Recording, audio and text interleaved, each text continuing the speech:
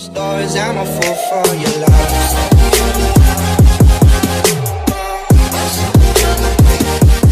Hey guys, welcome back to my channel. I've been asking you guys to give me video ideas. I'll be doing a video based on a question that, or statement rather, that someone left on my YouTube video. The public system seems so smooth. A video explaining things you didn't know about Japan's public transport would be nice. Like if you're lost, if there is anyone who works at the train station who speaks English. Well, I'm from Jamaica. We don't have public trains in Jamaica. I think the trains that we have, it's for agricultural purposes, I believe. But I've never been on a train prior to coming to Japan. I didn't really have any expectations, and I don't think I even was thinking about train. Probably like bus and taxi. I didn't know that it would have been so expensive to travel within Japan. So I have probably done a video similar to this one, but not a video dedicated to transportation in Japan. But I spoke about the fact that it's so expensive to travel within Japan, and taxis, they are super expensive. So I try to avoid taxis as much as I can, and I take the bus or the trains. So to work, I take the bus. When I go to like my part-time jobs, I take the train. And in order to take the train, you're gonna need a card. So I have this card, which is called the Pasmo card, but there's also another card called the Suica. I'm not sure if I'm pronouncing it right. What I didn't know when I came here was that you need to register a card, because when I just got here and I was in training, we wanted to go to Yokohama, and of course I was new, I didn't know what to do. So they said, okay, get a card. So I got a card, but the card that I got, I did not register my information on the card. So months after, I actually lost the card. I had like a 3,000 yen on the card, and I did not get it back because, well, one, my name wasn't on it, so it's not like they could have easily identified that it was mine. And also when I went to my train station, they said that no one had returned it. So that's 3,000 plus that I've lost. Yeah, so one thing that I'm gonna recommend that you guys, if you're gonna get a transportation pass, ensure that your information is on it. So they will usually ask for your name. So my name is on it, and what else, I don't remember what else. But you get this card at the train station. So you go to the train station, you go to one of the top up machines, and then you just enter your information, and it's in English. You can select the English options. She also asked if there are English speaking persons at the train stations. So from my experience, I would say it depends on the train station, because Japan is not an English speaking country, so you can't expect everyone to speak English, even though we as foreigners, we kind of abuse it. Like me, I don't know Japanese. Major train stations, so like for example maybe Yokohama station, Tokyo station, Shinjuku, Shibuya, you might find English speakers there who work at the station. But like if you're going to like a very small station, so like probably my home station, it's gonna be very hard. You would have to probably be very lucky to get an English speaking person there. But usually once you tell them like the station that you're trying to get to, then they should be able to direct you. And also just always have like Google Maps on Google Translate. So for example, if I get lost, I would show them like where I'm trying to go, and then they will direct me.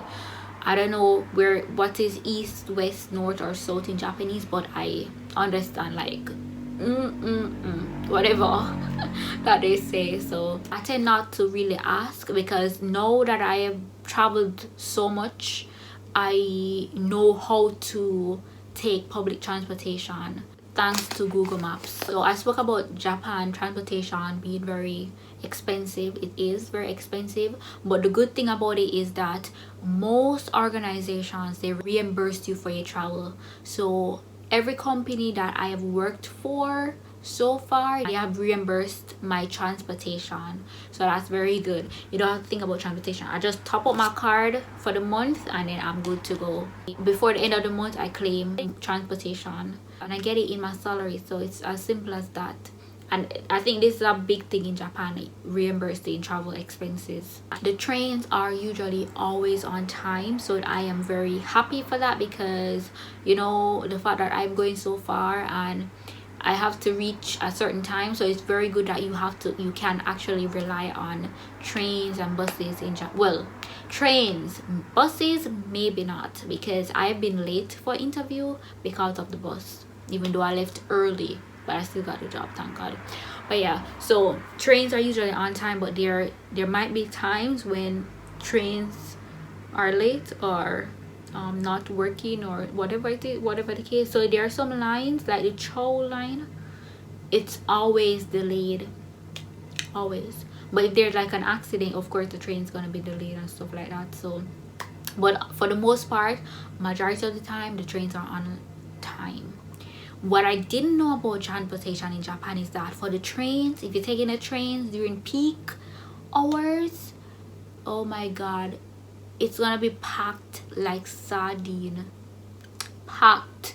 And when I say packed, I mean that the train can't hold anybody else. People stand at the door and there are people still trying to get in, and they're gonna get in and they're gonna push you and you can't say anything. So it's like you're like this and you have people around you, you can't even hold on. So I hate taking a train during peak hours. A very good thing that I like about Japan is the fact that when you're at the train station, you have to make a line, or it's recommended that you make a line. But once you come here, you're gonna just see things that people do and you just follow them. So that's what I've been doing. I just follow what I see people do, and then yeah, that's how I learn. So when you're at the train station, there are different like color lines that will indicate where you need to stand.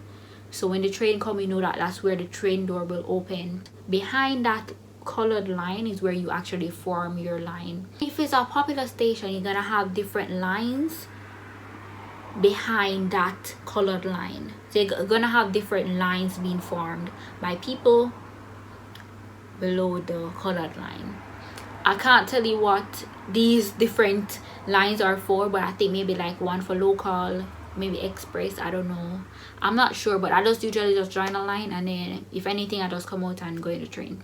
People entering the train will be on either side of the door, and then people exiting the train will exit in the middle. Okay, but I think this is only for maybe the Kanto area, because my friend who visited from another area in Japan, she is not used to seeing this. So I'm guessing maybe this is just something that the Kanto area does and I follow. And I've only been in the Kanto area so far. I need to visit other areas in Japan, but man, it's so expensive to travel within Japan. It's actually way cheaper to take a plane to Korea, South Korea, another country, than it is to travel within Japan. So I will be traveling within Japan, but just not right now.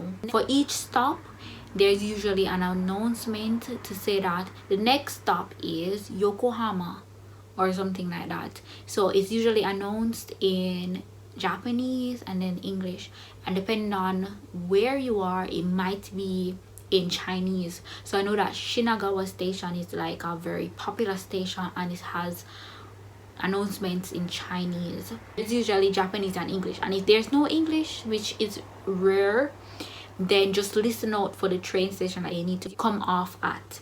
So if it's Yokohama, blah blah blah blah, blah, Yokohama. So just listen out for it. And if you still can't understand, then there's usually writings above the door that has the information there, and sometimes it will be in English, or should I say alphabet, written in alphabet and not the Japanese writing. When you reach the train station, the name of the train station usually sometimes can see it from when you're in the train. So you might see the name of the station there while you're in the train, so you can also look out for that. One thing I didn't know prior to coming here was that you can't talk on your phone in the train or on the bus. Okay, so no talking on your phone. It's not allowed, which is very inconvenient. Yeah, so when you get a call, you have to decline and wait until you come out of the train or the bus to answer. There are also priority seats in the buses and on the train, so try to avoid sitting there as much as you can. Avoid it, depending on the train station that you're at, because some train stations, they are huge and others they are very tiny. So you might have one platform or two platform or 10, 15, 20. I don't know if they have 20 platforms. Are the areas where the train comes. So for example, say I'm at Yokohama station and I need to go to a location that's going this side, but so say this side is going to Shibuya and this side is going to Yokosuka. So Shibuya, Yokosuka. So I want to go to Shibuya. I have to look for the train line. So this is where Google Maps come in. So to go to Shibuya, you can take the Tokyo Toyoko line. I have to look for the signs that are directing me to the Toyoko line, and when I reach the Toyoko line, I have to ensure that I'm going to the right platform. There are two directions for the Toyoko line. One direction is going to Motomachi, I think. I'm trying to remember. The names don't even matter. So one direction is somewhere in Yokohama. The next direction is Shibuya, which is in Tokyo. So how do I know which direction to go? So let me just tell you guys. So on the Google Maps, you're gonna see the platform. The platform will help you to go on the right train. So say you are supposed to go to platform 2. Platform 2 goes to Shibuya, Tokyo. Platform 1 goes to somewhere in Yokohama, right? So on Google Maps, it will tell you platform 2 and you go to platform 2. Okay, if you go to platform 1, you're gonna be on the wrong train. The platform number just tells you where your correct train will be at, and also there's usually like a display screen that also gives you that information. So like sometimes you'll have just like platform 2 might have all the trains coming on that platform, and then platform 1 has their own information, or sometimes you might have one big thing and then you'll have like arrows. So for example, if it's in the middle, and so it will have this showing, okay, this is going to Shibuya, this one going to Motomachi, this one going to Shinjuku, whatever it is. I'm just giving names, I'm not correct, but yeah. So I hope that wasn't too confusing for you guys. So when you're at the train station, you have to ensure that you're going on the correct train line, and you're at the correct location for the train line. You have to ensure that you're at the right number platform. That's very important, or else you're gonna enter on the wrong train. Back to the card. So if you don't have a card, you can actually purchase a ticket at the ticket gate, and I have never purchased a ticket before, so I can't give you step by step what you need to do, but I know that if you go there, you can enter the location that you want to go to, and then you can buy a ticket there. When you're entering the ticket gate, which is where you put your card, you put the ticket in and then you take it back out. You take the train, and then when you're leaving that train station, you put the ticket in, and then that's it. Something like that. But like I said, I've never used it before, and I think it's more expensive to buy the ticket than to use a card. If I remember anything else about transportation in Japan, I'll leave it in the description box or the comment section, so make sure that you guys check those. Okay, hopefully I have not confused you guys, because I felt like I was confusing myself. But anyways, thank you guys so much for watching. I'll see you next time. Bye.